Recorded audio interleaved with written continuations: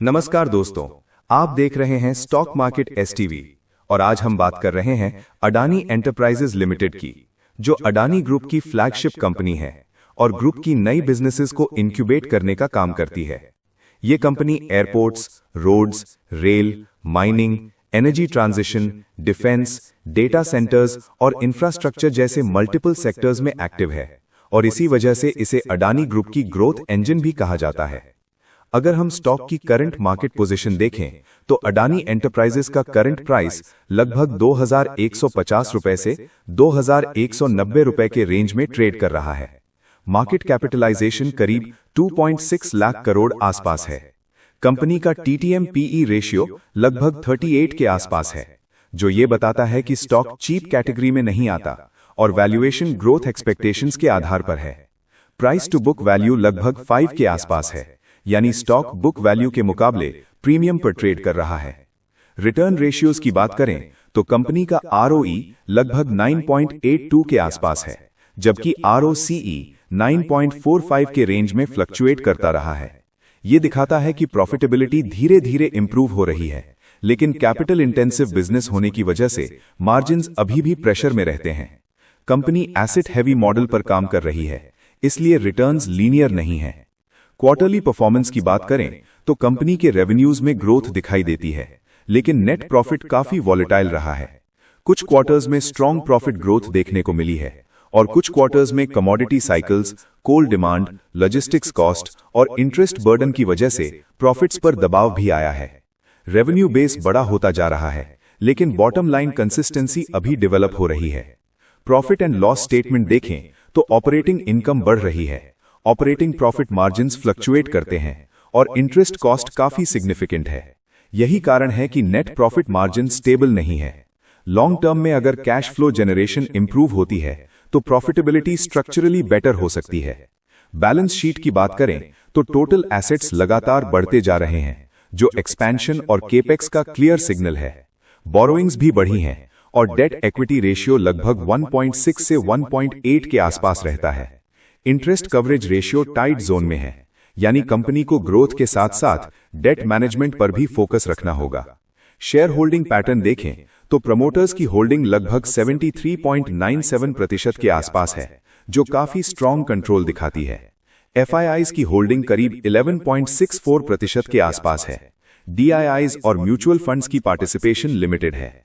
High promoter holding की वजह से स्टॉक में वॉलेटिलिटी भी ज्यादा देखने को मिलती है। अब अगर फंडामेंटल्स को ओवरऑल समराइज करें तो कंपनी स्ट्रॉन्ग ग्रोथ बिजनेसेस में प्रेजेंट है, लॉन्ग टर्म इंफ्रास्ट्रक्चर और एनर्जी ट्रांजिशन थीम से जुड़ी हुई है। प्रमोटर बैकिंग स्ट्रॉन्ग है, लेकिन वैल्यूएशन एक्सपेंसिव साइड पर है और डेट रिस्क पूरी तरह इग्नोर नहीं किया जा सकता। फंडामेंटली ये stock long term story play है, शॉर्ट टर्म कंफर्ट स्टॉक नहीं। अब टेक्निकल एनालिसिस की बात करते हैं। डेली टाइम फ्रेम पर देखें तो स्टॉक रीसेंट सेशंस में साइडवेज टू वीक जोन में ट्रेड करता दिख रहा है। करंट पिवट लेवल लगभग 2155 रुपए से 2170 रुपए के आसपास आता है। इमीडिएट सपोर्ट लेवल्स 2140 रुपए, 2128 रुपए और 2114 रुपए के आसपास हैं। अगर स्टॉक इस जोन को होल्ड करता है तो बाउंस पॉसिबल है।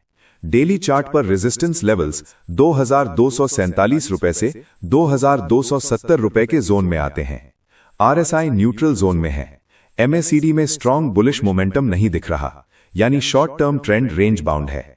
फिबोनाची रिट्रेसमेंट के हिसाब से शॉर्ट टर्म रेजिस्टेंस 2189 रुपए, 2211 रुपए और 2233 रुपए के आसपास आता है। जब तक स्टॉक 2250 रुपए के ऊपर सस्टेन नहीं करता, स्ट्रॉन्ग बुलिश कॉन्फर्मेशन नहीं माना जाएगा।